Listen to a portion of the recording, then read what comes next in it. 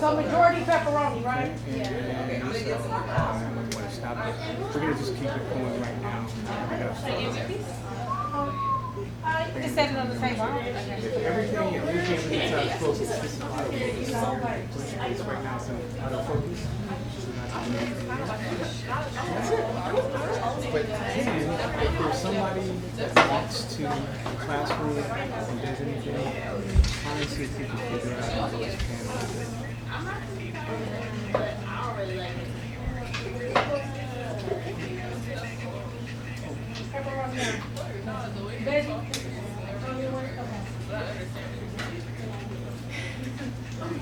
No, oh, okay.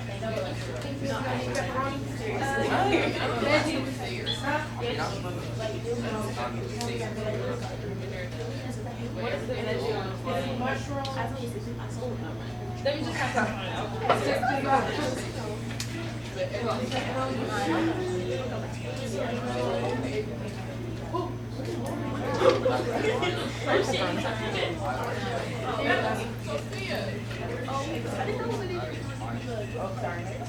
what happened?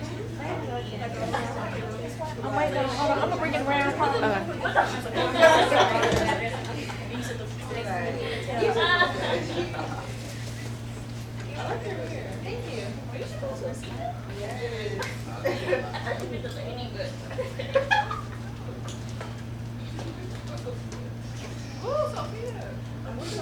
Okay, Sophia.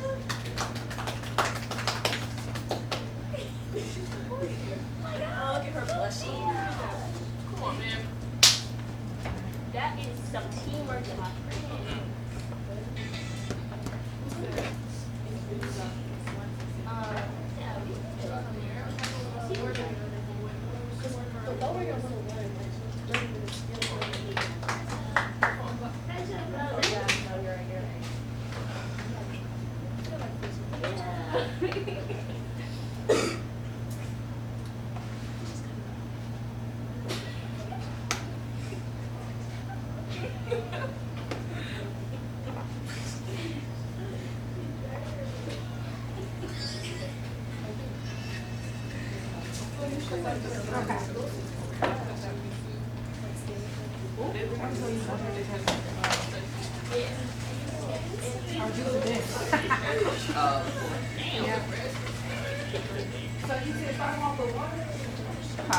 Yeah, we may have more of those. Wait, no, because you have mushroom and See if we can get more. Maybe we would get everybody going.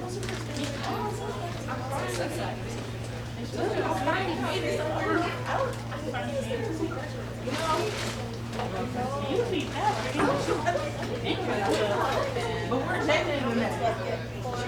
I saw Jazz, but I didn't see Ginger.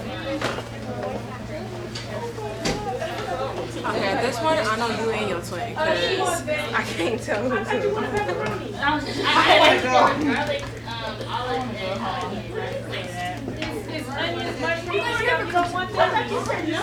No, it is. Oh, I don't know. I'm ready to go back to it.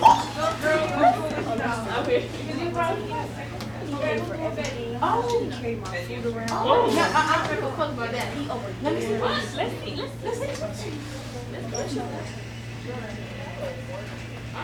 You did something? Boy.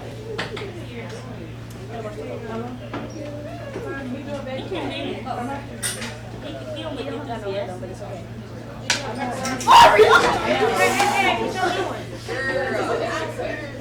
Why would you do that?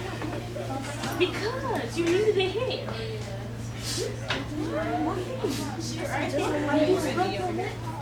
I mean,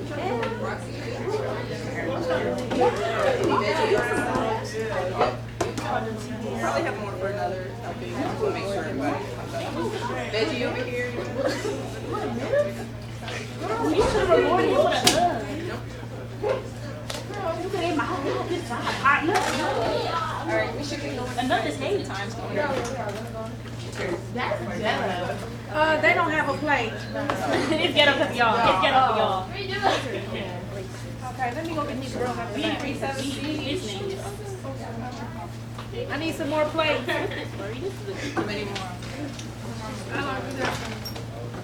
Okay, everybody get themselves ready for a show, okay?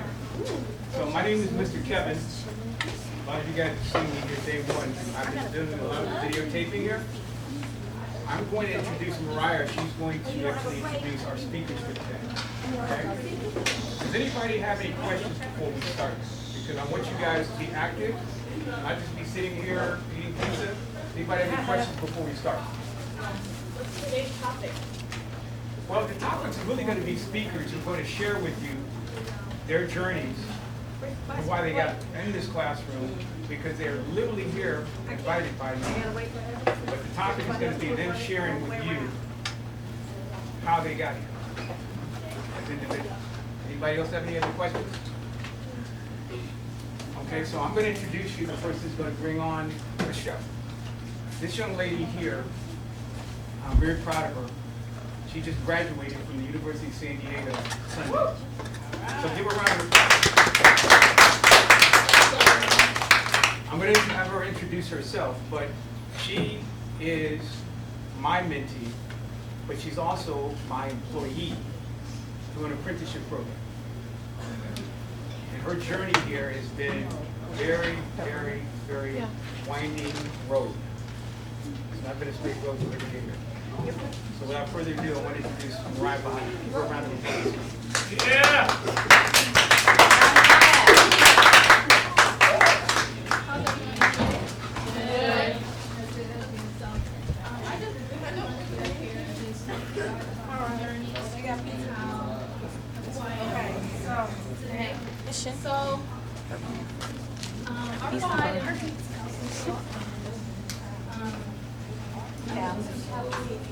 University where I obtained my bachelor's degree in criminal justice and criminology. I decided to make that transition and pursue a career in the cybersecurity industry. So where I obtained my master's in cybersecurity operations and leadership at the University of San Diego. So I grew up in a household where there's always been a lack of support from my mom, or my parents in general, and I'm still battling that today. Hopefully I don't cry. It's a sensitive topic, very touchy, and I just get a little bit vulnerable when I talk about the situation. But the lack of support has been a really big impact on my life, and how I had to figure out life on my own. My dad is absent, and I really just been here for myself. I've really been like self-driven and dedicated to make a commitment to achieve all the goals and all the aspirations that I have for myself. I'm sorry. I'm gonna give you a hug. So I just think that anything that I accomplished my parenting is not good enough.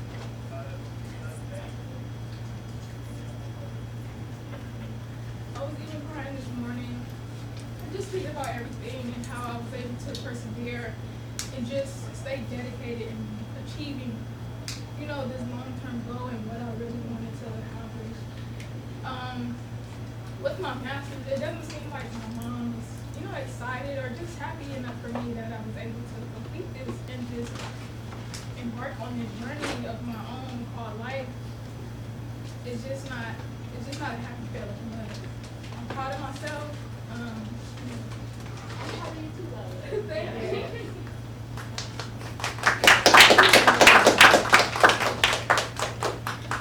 Kevin has been an amazing support system. I've known him for only a few months, and not only does he see the vision that I have for myself, but he also sees the potential on how far I can push myself. And so that's all I be wanting from my parents, is to see how much I want this for myself. But I've learned to accept them for who they are. And this is my life, so I have to be able to continue living on it and just pursuing the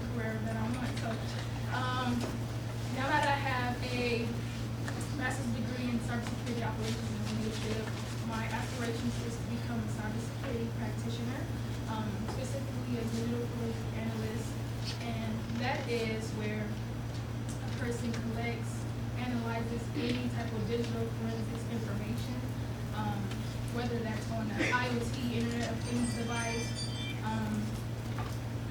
any type of information I collect to capture any sort of thing. So that is my aspiration. And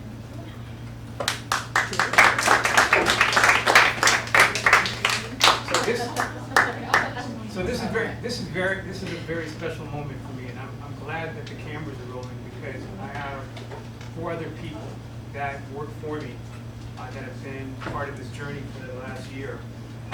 Some of the people that I want to introduce you to today have been part of this journey. The first person I want to have introduce themselves, come up and speak about our journey is Candace Tucker. And Candace is an amazing, Candace. I kind of mix her up with Jay Tucker, who introduced me to her. But Candace is a person who has been part of our journey. She's spoken at some of the events that we've actually captured for our apprentices. Candace is going to speak to you guys about her journey, and I hope that you guys have some questions for her, not just have her talk about her journey. So without further ado, Candace. I'm going to pull this stool around and sit down and chat with you guys for a bit. Hi, everyone. So I'm Candace Newman. I am from Los Angeles, California, born and raised. I'm a mom and an older sister of a bunch of siblings. My parents were 15 when I was born. Both of them were 15. So growing up here in Los Angeles, I grew up with teenage parents initially, and when they couldn't take on the responsibility, I ended up in foster care.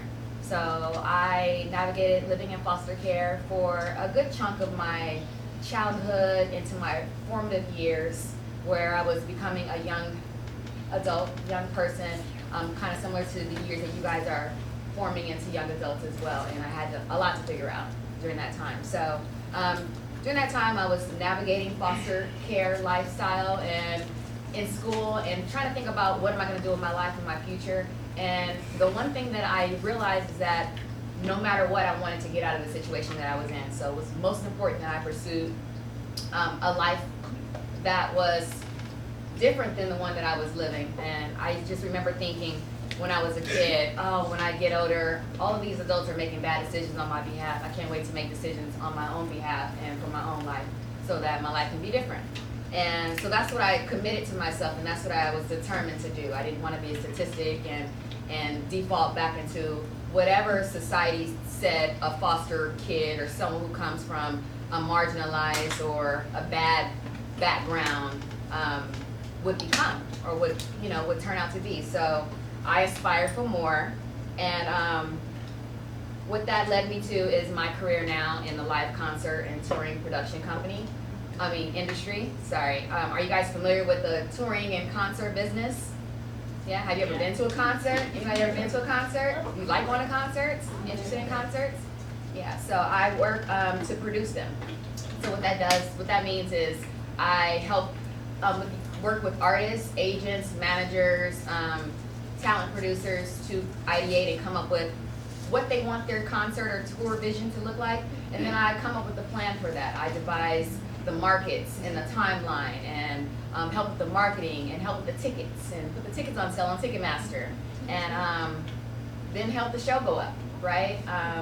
So there's a lot of moving parts and pieces involved in that, and I don't do it all by myself, but I lead the charge in it. And so how that became a career for me is I always had a passion for music. I knew that I wanted to work in the music industry. Music was the coping mechanism that I used to get through life, right? Like I used music as my parents almost, right? Like it was something to kind of help me figure out how I was going to move forward in my life. So music was always something that I knew that I was passionate about and I wanted to pursue as a career. I didn't know what and how. I did go to college. I graduated from Cal State Fullerton with my undergrad degree. During that time, I remember being emancipated. My social worker coming to my dorm, and my roommate was like, who's this lady and what is she doing here in our dorm, right? And she was emancipating me and transitioning me from the foster care system into adulthood, which was a big responsibility because then at that point I no longer belonged to anything and anyone. I just belonged to myself and I belonged to God, essentially. So I just had to figure out, like, what's next for me? So I aspired to graduate from college. I aspired to pursue whatever dreams and careers that I wanted to pursue. During the time that I was in college, the universe just kind of defaulted me into this opportunity to work on campus as an event manager. So while I was on campus, someone tracked me down first day walking through my campus and was like, do you want a job? And I'm like, yeah, why not? And so she gave me a job as an event manager in the student union. And the student union is the union where everyone goes to for banquets and for Rush Week, for Greek Week in college, and for study hall, and there was a bowling alley and all kinds of other stuff in the student union, right? And so it was a lot of activities and a big event space that I was an event manager for very early on, and I had keys to the venue, and I wasn't the only one, but during that time I learned about audio-visual and how to put together the technology for a show or for an event. So how to put together the sound system and how to adjust the lighting perfectly for the event. That's not something that I pursued. She tracked me down and said, did I want a job? And I took the job, but I found a passion in the event space. I honed in on it, I leaned into it, I figured, like, this is cool to see what happens after you plug those lights in and that sound in and the event goes up and people are in the space and enjoying themselves was rewarding for me. So I knew that I was like, okay, this is something that I just really like to do. So I pursued a career in events. So after college, I worked for wedding planners. I did a lot of bar mitzvahs and bar mitzvahs. I've been to a lot of bar mitzvahs, like a lot of bar mitzvahs and bar mitzvahs, because I helped plan them and produce them. I've been to a lot of birthday parties, a lot of weddings, different cultural types of weddings. So what that called for me to do is to develop different types of skills, right? It had me to develop organizational skills, skills on how to really be responsible and move things along in a proper timeline, and how to communicate properly, because a wedding has to go off without a hitch, and if I'm a part of being of that process, then that means that I have to do my part. So what all of these things brought forward for me is that, one, I was trying to identify ways to get out of my situation, but then I found things that I'm good at and things that I enjoy and things that have turned into a passion for me. So eventually, once I graduated from college, I took my events, talents, and skills and my passion for music, and I pursued a career in the music industry, within the live music industry specifically, because that's where I can produce live events, right, and still do music. So I worked at Live Nation for 12 years, helping produce events, and I started as an assistant there. So I started kind of on the ground level, and during my assistant time there, that's when I used all those skills and all of the talents that I learned from working at the student union in college, working with event planners and wedding planners, and I took all that to Live Nation as an assistant. And I didn't know how to produce tours at the time, but I was in the right place, and I had enough of the skill set that I had learned from all of those other places to take with me, kind of like equipment and tools that I carried with me into my next phase of my life. And so having to work at Live Nation for 12 years is kind of a big deal. I don't know if you guys are familiar with Live Nation, but they produce the biggest and the best concerts. So during the time that I was there as an assistant, I put together a succession plan for myself. Do you guys know what a succession plan is? Succession plan is when you carve out a plan for your success. What would you like to see yourself in that specific space? So my trajectory started off, I was an assistant, but I knew that I wanted to be a decision maker, like a vice president. So my succession plan started as, okay, I'm gonna be this assistant, I'm gonna be a great assistant, and then it's gonna get me to become a coordinator or project manager. And then I graduated from coordinator or project manager eventually into a director. And then I graduated, and that was part of my succession plan, because I knew I had a goal, an end goal, and a destination that I wanted to get to. So come up with that succession plan no matter what space you're in. If you're in class right now and you have a succession plan, what's my end result, what's the end goal? Carve out what that looks like for you. It may not be specifically how you carve that out, but eventually it will get to where you need to be. So I created a succession plan at Live Nation, and I was successfully able to navigate 12 years of career there. After a while, I was the only black woman producing tours and concerts at Live Nation, which didn't make sense to me. I look around, I'm like, dang, it's been 12 years and I'm the only black person here. Not only woman, but person. So I just decided, during the time I was at the company, I started to create internal initiatives to try to create and amplify DEI and increase diversity, they had a lot of women, but white women, to be candid, but increase more black people and more black women. Obviously inspired by me and my journey and my career. So what I decided to do is I left Live Nation. I graduated from Live Nation in 2020, and I started my own company called Live Out Live.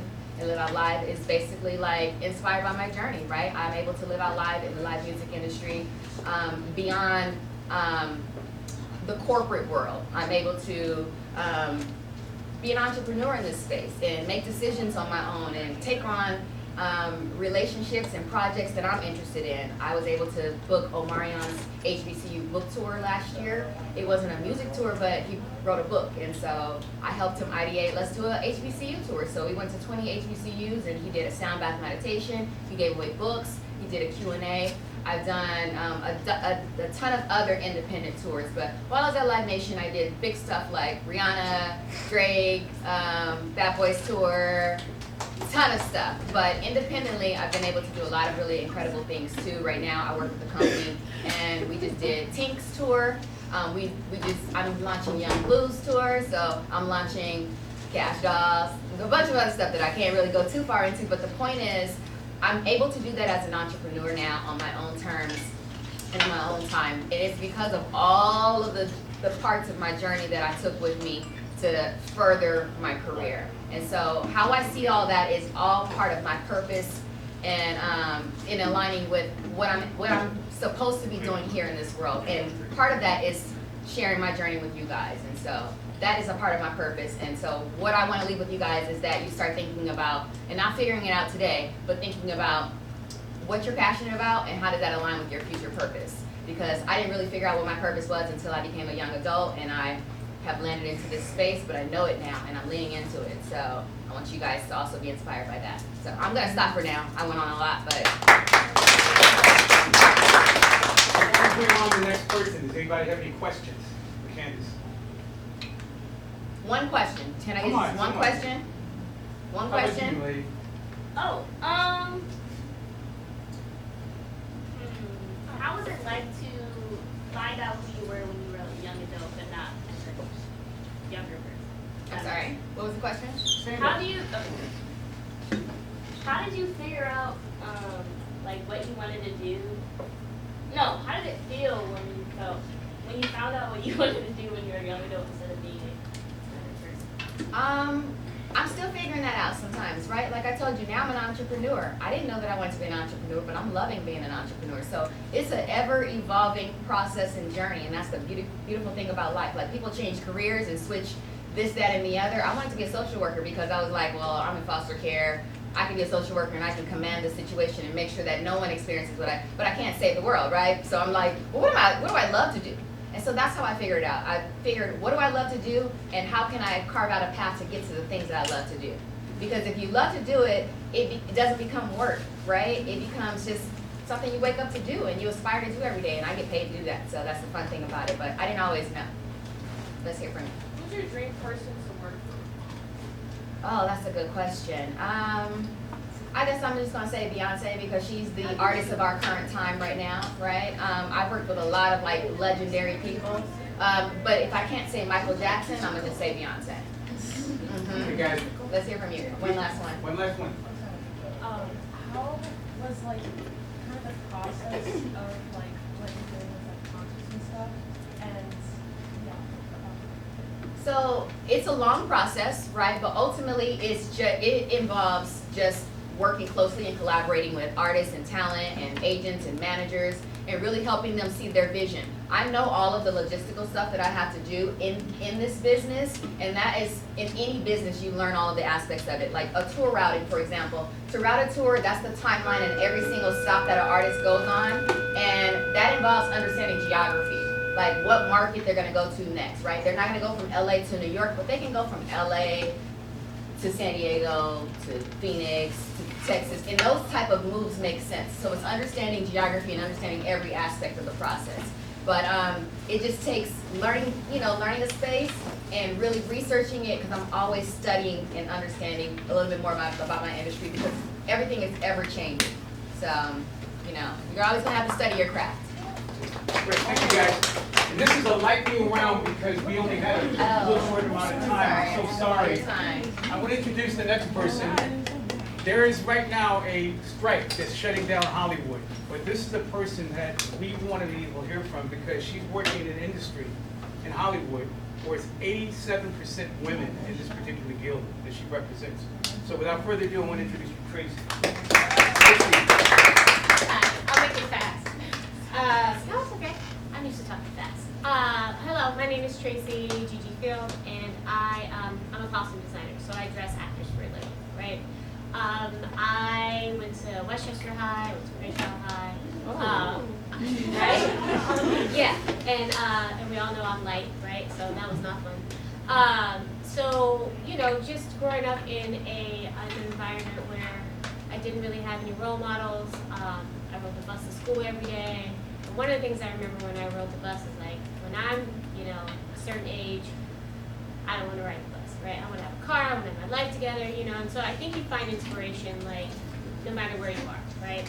I also lived in a motel when I was in the 5th grade. I mean, we all have our past, right? So I didn't think that I would be able to do anything except, like, be a flight attendant or something like that. I wanted to see the world. And I ended up going to El Camino College, and I studied law, thinking, because my mother wanted me to be a lawyer, because, that's all I think that she could think of that would make money. And I did that. I studied, law, pre-law, and I was like, this is not what I want to do. I don't want to wear suits to work every day.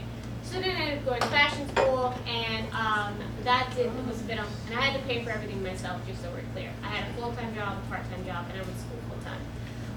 But I knew that I wanted to make money, and I did not want to live how I lived growing up, right?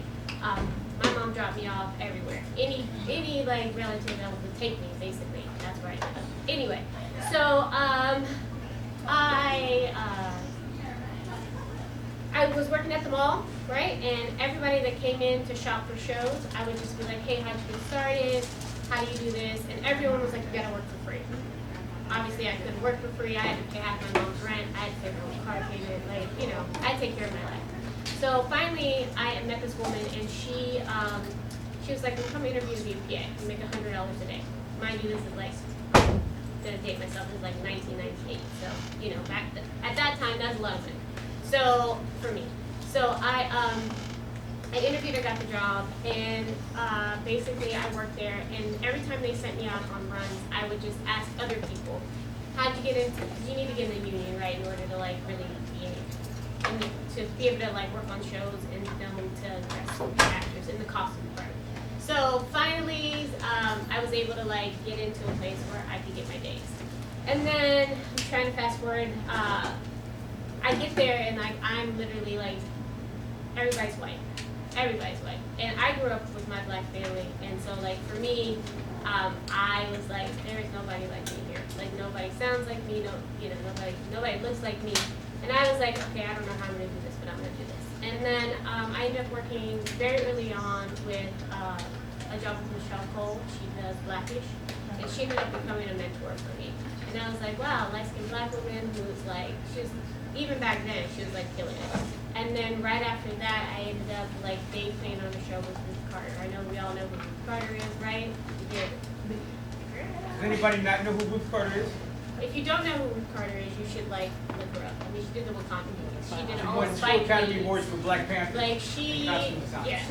Yeah, she is incredible. She's literally paving the way for all people of color. She's just trailblazing. So I feel like I was very fortunate because I did get to see people who looked like me.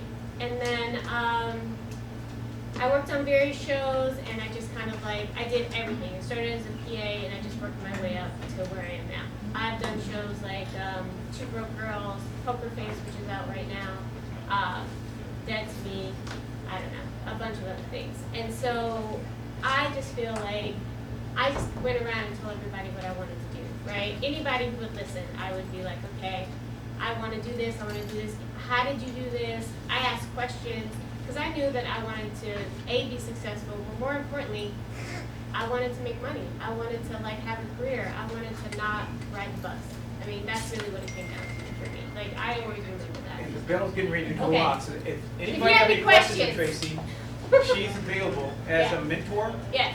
Can we see you next Tuesday, please? No, I'm gonna try to, she's getting ready to go to Atlanta I'm going to Atlanta and then I'm going to Austin because Right. I'm going to promote from the face for the Emmys, so. But listen, you can have my email. Feel free to email me. If you want to like, if you want to come in PA like for a day and see what it's like, you get paid to come, you can check it out. It's you know, it's an experience. You may either love it or you may hate it. It's a lot of hard work. Don't think it's easy because it's not. Okay. Yes. All right, thank you guys. There's a lot of stuff out there. Okay, also, I just want to make an announcement, again, for Mariah, again, since she graduated, this is how we treat queens for our organization. So I'm going to have,